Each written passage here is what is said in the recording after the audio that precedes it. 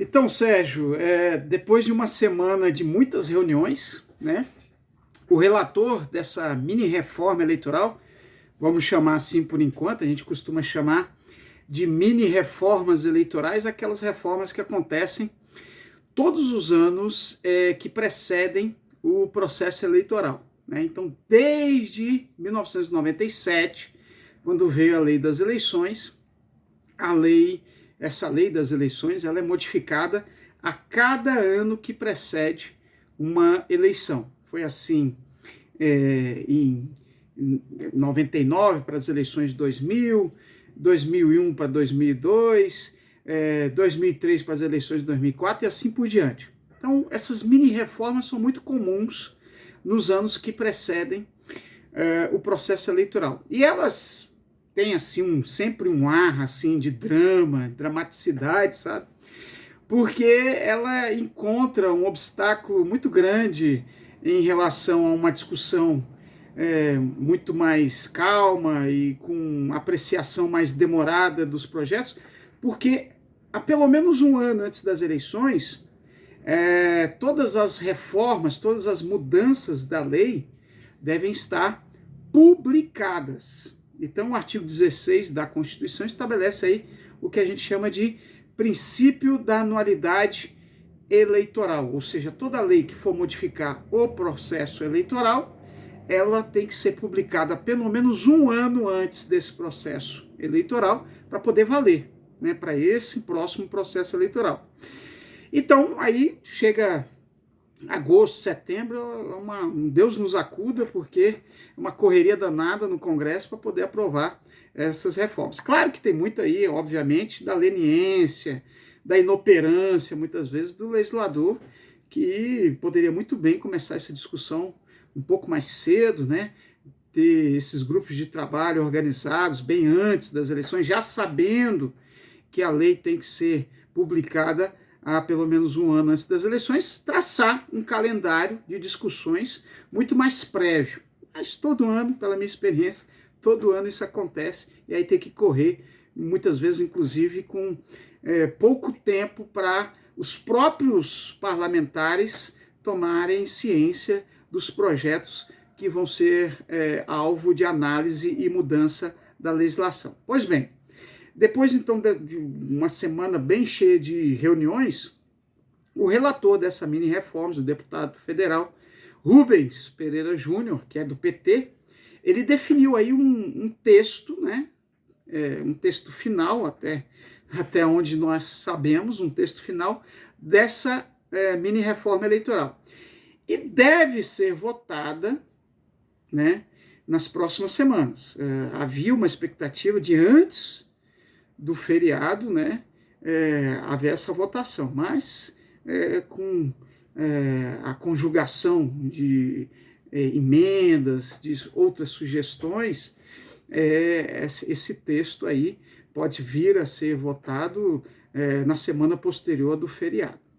Pois bem, nós temos aí de tudo, né? Nós temos aí projeto para permissão para se fazer doação eleitoral via Pix, né? Já há essa possibilidade desde que o Pix cadastrado seja o CPF, mas a amplitude dessa permissão, né, e a normatização específica dessa permissão, que até então ela estava permitida tão somente em resolução do TSE.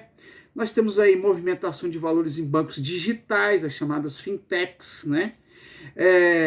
Transferência dos valores do fundo eleitoral a partidos que não são coligados. São projetos aí que vão ser analisados, né?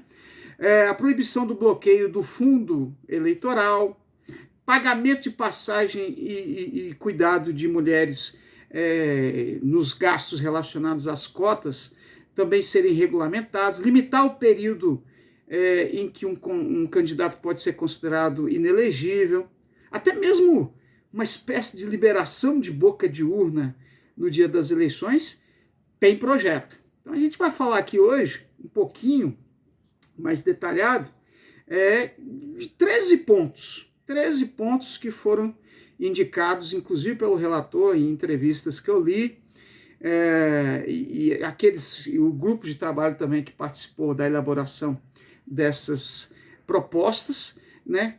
13 pontos aqui que resumem basicamente a mudança na legislação para a próxima eleição. Vamos lá, vamos começar com a questão da federação. Federação, que é uma novidade da eleição passada, a primeira vez que tivemos federação de partidos, a união de partidos para uma eleição em torno de uma federação, foi em 2022, né?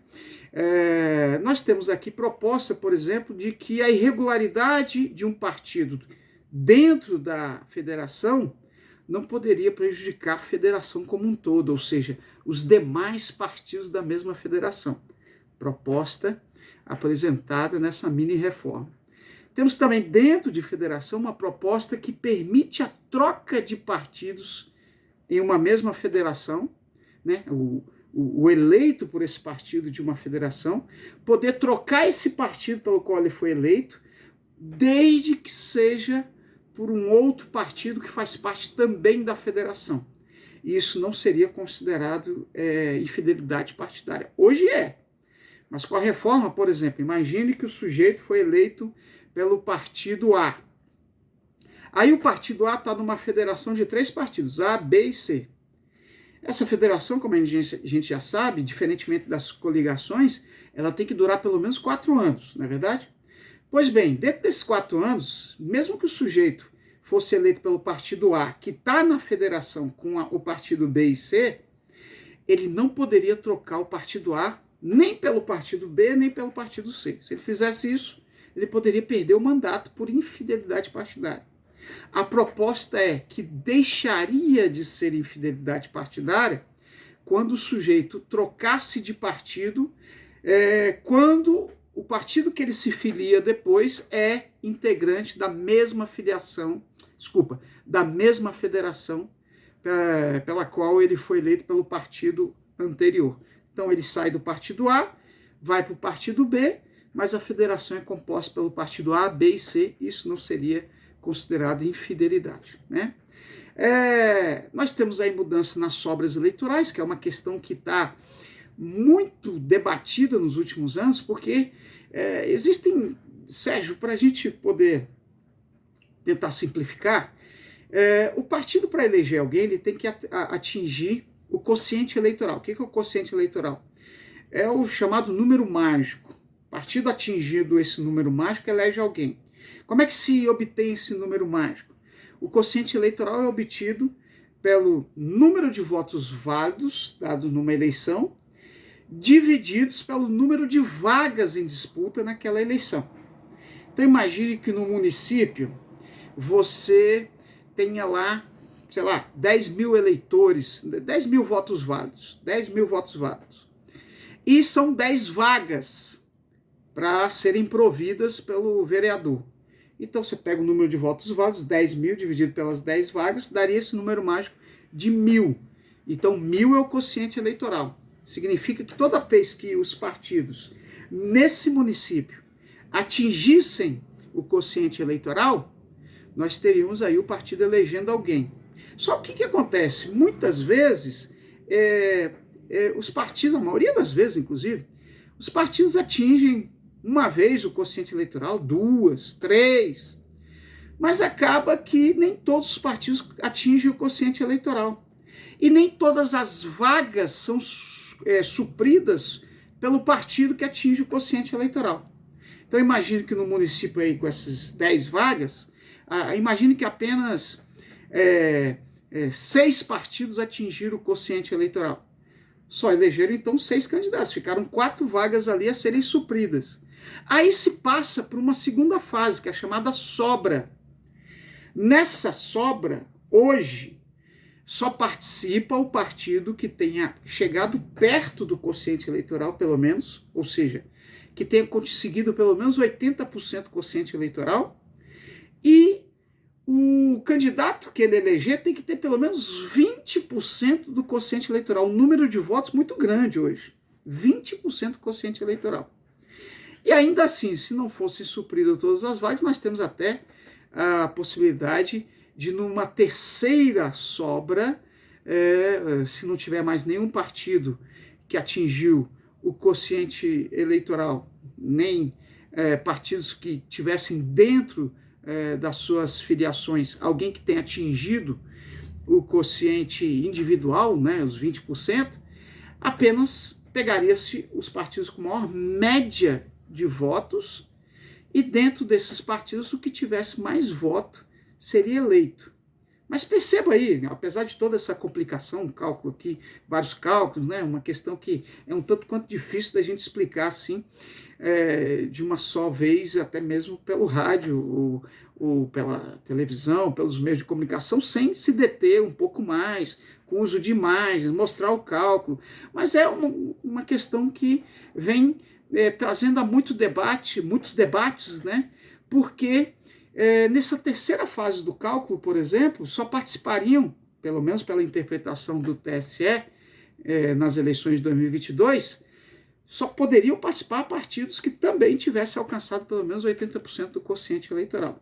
E aí isso foi judicializado, o STF está analisando essa questão, e aí acho até por conta dessa polêmica toda que gerou uma análise da constitucionalidade dessa interpretação do TSE via resolução, é que aqui nessa mini-reforma estão tentando simplificar esse cálculo de sobra. Então, na primeira fase, seria o partido que atingiu o quociente eleitoral, né?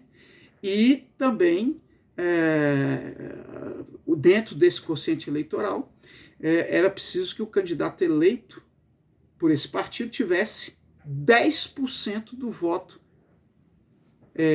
relativo ao quociente eleitoral, uma votação mínima, que já existe hoje. A novidade é que a segunda fase, que eu tinha falado agora há pouco, muda. Só precisaria também de 10%, o candidato tivesse pelo menos 10% do quociente eleitoral em relação ao número de votos que ele conseguiu naquela eleição. E não 20%, como é hoje. E na terceira fase, simplesmente não teria mais o que é hoje, 80-20%, nada disso, nem 80% dos votos válidos para os partidos, seria apenas o seguinte: todos os partidos participariam e aqueles que tivessem maior média elegeriam, na terceira fase das sobras, os candidatos faltantes para suprir aquele número de cadeiras. Então, aqui é uma complicação, como eu falei, em relação a um cálculo um tanto quanto intrincado, mas, na verdade, visa dar representatividades para partidos grandes e partidos menores. E aí, o texto, sob a relatoria do deputado federal Rubens Pereira Júnior, do PT, busca simplificar esses cálculos, né? Deixar o cálculo muito mais simples de se entender, sem uma exigência de quantidade e de número de votos, tanto para candidatos quanto para partidos, na terceira fase dessa sobra. Pois bem, continuando aqui o rol, né, de modificações que estão previstas aí na mini-reforma. Nós temos também muita coisa relacionada à prestação de contas. Então, a gente relacionou alguns tópicos aqui de prestação de contas. Pois bem, hoje nós temos aí uma previsão de que nas eleições o candidato tem que fazer a chamada prestação de contas parcial, né? Então, durante o processo eleitoral, ele vai prestando contas do que ele está gastando na campanha de forma parcial. Se ele não apresentar essa prestação de contas parcial, ele pode ter sanções, desde a aprovação com ressalvas dessas contas dele, até mesmo a rejeição das contas. O que o texto propõe é que não haja nenhuma penalização para quem não prestar contas parciais. O que já de pronto a gente indica aqui ser absolutamente contrário a esse texto, porque transformaria em letra morta a obrigatoriedade de prestação de contas parciais. E por que essa obrigatoriedade que existe hoje de prestação de contas parciais? Para se ter aí já uma ideia, né, da regularidade ou não das contas, de como o candidato está gerindo a sua campanha. Então, é uma ferramenta de fiscalização hoje, as chamadas prestações de contas parciais. O texto estabelece que o que hoje se sanciona se não prestar as contas parciais, não haveria mais sanção. E a gente sabe que no universo da legislação, no universo do direito, dispositivo que não prevê sanção é letra morta, na verdade. Então, eu, particularmente, a princípio, pela leitura preambular dessa proposta, me coloco, obviamente, contrário, mas vamos acompanhar a discussão também desse ponto, né? Ainda em prestação de contas, uma questão interessante que é visar aprimorar a prestação de contas simplificadas, é uma prestação de contas hoje mais fácil, célere, objetiva de se fazer para candidatos que tenham uma movimentação financeira menor. Então, é interessante esse ponto de se tentar simplificar o que hoje já é previsto como uma prestação de contas simplificada do candidato. Ainda dentro desse tópico, prestação de contas, possibilitar a abertura e movimentação de valores em contas bancárias abertas em fintechs. O que são essas fintechs? Essa novidade, né, dos últimos anos, que é esse boom de bancos virtuais com abertura de conta bem simplificada, né?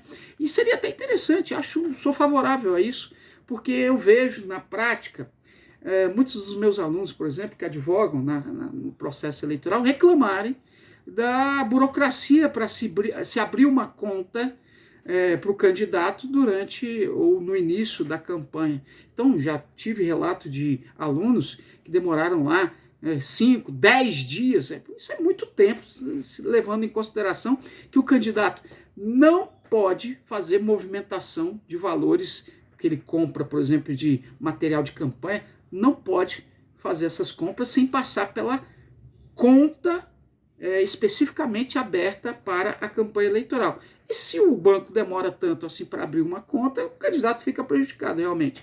Então, utilizar da agilidade de uma abertura de conta e nessas fintechs, penso que é favorável sim, não se abre aí mão da fiscalização, nada disso. É apenas uma facilidade para o candidato poder realmente ter uma abertura mais rápida, né? Embora hoje a própria resolução do TSE estabeleça um tempo limite para que se abra essas contas, mas muitas vezes esse tempo de 3 dias, por exemplo, não é levado em consideração pelos bancos. Temos aí, na questão de publicidade, vou pegar aqui o quinto tópico que a gente está trabalhando agora, revoga dispositivos que vedam a utilização de recursos de propagandas eleitorais em espaços privados, desde que não configure poluição visual. Aí é uma questão a se analisar, tá? Hoje a legislação eleitoral ela é muito rígida quanto à questão de veiculação de propaganda eleitoral em espaço privado, além claro, do espaço público. Não há aí a possibilidade de termos uma propaganda muito visível, ou uma propaganda muito ampla, tanto espaço público quanto espaço privado. Hoje nós temos até mesmo a limitação do tamanho dessa propaganda. Então há aqui uma tentativa de se alargar aqui a possibilidade de propaganda, no que eu li aqui, especificamente na esfera privada. Também vamos falar aí de impulsionamento na pós-campanha. Há aqui uma proposta de se inserir um parágrafo do tipo penal da boca de urna para excluir os efeitos do impulsionamento nas redes sociais. Vamos dar uma olhada nisso aí também, acompanhar, porque essa questão de impulsionamento também ela é muito regulamentada, tanto na pré-campanha, na campanha, e agora também temos aqui a tentativa de se regulamentar impulsionamento na pós-campanha, que seria o quê? No dia da eleição, por exemplo, que hoje é considerado boca de urna, né? No dia da campanha, da eleição, não se pode ter campanha nenhuma, nem na internet, nem nas ruas, nada disso. Então vamos acompanhar isso aqui também, tá? Inserir possibilidade de fazer propaganda de candidatura dobrada de partidos diferentes entre cotas, né? Cota de mulher, cota de raça e também não cota, com indicação de um contratante sem necessidade de ambos prestarem as contas. Então, o que se fala aqui? É uma tentativa de regularizar e simplificar a chamada dobradinha. O que é a dobradinha? É um candidato a federal fazendo dobradinha no material de campanha, por exemplo, contra um deputado, com um deputado estadual, é a dobradinha. Então, um determinado partido ou federação tem lá o candidato a deputado federal e o candidato a deputado estadual. Eles já podem hoje, fazer aqui dobradinha no sentido de arcarem cada um com parte desse material, ou um só arcar com parte desse material. E o projeto aqui visa, inclusive, simplificar essa prestação de contas de quem efetivamente vai arcar nessa dobradinha com os custos de material de campanha de quem participar dessa dobradinha, né? E aí, uma coisa aqui que é bem polêmica, né? Uma chamada, o termo utilizado é boca de urna eletrônica, se permitir essa boca de urna eletrônica. A gente estava falando agora há pouco da possibilidade de publicidade eletrônica ou virtual no dia da eleição. Essa é uma questão que vai ser discutida e está recebendo essa alcunha, boca de urna eletrônica, ou seja, poder sim impulsionar, encaminhar propaganda eleitoral virtual, né, pela internet, no dia, inclusive, das eleições. Polêmico, nós temos aí efetivamente um histórico, uma cultura de vedação total de qualquer tipo de campanha eleitoral no dia da eleição. E o projeto vem aí trazer uma mitigação a essa proibição. Eu temo muito por eventuais abusos de candidatos que tenham aí uma receita prodigiosa, né, para sua campanha, e no dia da eleição inundar aí as caixas de e-mail, as redes sociais de eleitores que sequer, como a gente tem visto acontecer nos últimos anos, sequer autorizaram que seu nome tivesse no cadastro de recebedores de propaganda eleitoral. Então, vamos acompanhar também aqui, porque essa tal de boca de urna eletrônica, para começo de conversa, não gostei desse nome, dessa alcunha, né? Boca de urna, para mim, é proibida em qualquer situação. Mas vamos acompanhar também as discussões sobre isso e depois, claro, trazer aqui o texto efetivo, se eventualmente for aprovado, para tentar explicar um pouco maior em que situações isso vai se materializar, né? Sobre financiamento de campanha, temos aqui alguns destaques, né? Legalização ou proposta de legalização do repasse do fundo especial de campanha, né? O fundo eleitoral, ou do fundo partidário para partidos não coligados, né? Então, um partido passar fundo eleitoral ou fundo partidário para outro partido que não está coligado, com o fim de viabilizar as candidaturas em dobradinhas, como a gente já falou agora há pouco, né? Que é dobradinha, e possibilitar coligações proporcionais, ou seja, não há coligação proporcional já há algum tempo. Há uma rediscussão sobre, eventualmente, a possibilidade de coligações na esfera de cargos proporcionais, eventualmente, poderem voltar também. É uma das discussões em um dos ramos dessas diversas propostas. E aí, um partido não coligado na esfera executiva poder disponibilizar partidos, fundo eleitoral, fundo partidário, para partidos que estão isolados na campanha para cargos proporcionais, porque hoje é vedado, ou até mesmo a discussão essa muito mais ainda restrita, acredito que não vai ter visibilidade e nem aprovação, a volta das coligações nos cargos proporcionais. Mas há aqui uma proposta que tem uma certa força. O partido que não está coligado na campanha para o cargo executivo, porque hoje pode se coligar para cargo executivo, poder disponibilizar fundo eleitoral e fundo partidário para partidos que estão fora dessa coligação para cargo executivo, mas têm candidaturas para cargos proporcionais isolados, já que não há possibilidade de coligação para esses cargos proporcionais. Acrescentar a possibilidade de transferência via Pix para doações financeiras, a gente falou isso aqui no começo, né? O Pix já é autorizado via, primeiro, inicialmente, decisões do TSE, jurisprudência, e depois resolução, mas agora ampliar e normatizar via lei a utilização desse Pix, né? Individualizar o percentual de limite de gasto de cada integrante da chapa nas eleições majoritárias.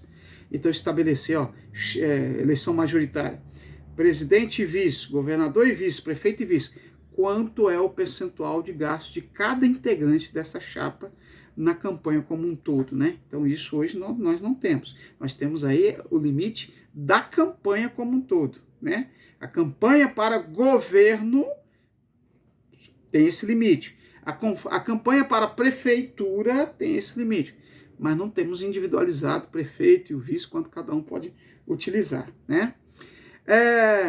Nós temos aí também inserção de vedação de moeda virtual em campanha eleitoral. Então, ficar então no texto da lei, porque efetivamente a jurisprudência já proibiu isso nas eleições. Nós não temos a utilização de moeda virtual nas eleições, né? Aqui também gastos relacionados às cotas, possibilitar a utilização de recursos do fundo para custear custos com passagem, segurança e eventualmente até com cuidado que as mulheres têm que desenvolver. Então aqui é uma mitigação também, porque a justiça eleitoral tem sido muito severa e tem que ser, porque fundo eleitoral e fundo partidário é dinheiro público, mas os partidos agora então, via sua representação no Congresso, querem dar uma mitigada aí no que se estabeleceu gastos exclusivos nas candidaturas femininas. Por exemplo, hoje é uma dificuldade se entender que compra de passagem aérea para mulheres se deslocar, por exemplo, na campanha, se isso seria dentro da cota de gasto exclusivo para campanhas femininas. E aqui, então, há uma proposta para regulamentar, deixar isso bastante claro na legislação. Sobre algumas penalidades aqui propostas: definição de regras para multas eleitorais, uma vez que a legislação é omissa quanto à execução das multas, com possibilidade de parcelamentos mais flexíveis, previsão de regras para a execução de partidos incorporados.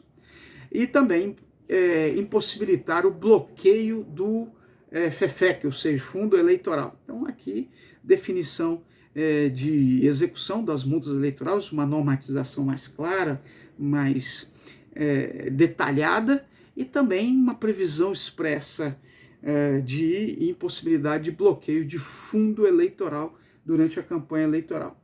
Quanto às candidaturas, que é o tempo que nos resta aqui para a gente fazer essa breve interpretação aqui dessas propostas que estão na iminência, né, de serem votadas. Regulamentação das candidaturas coletivas.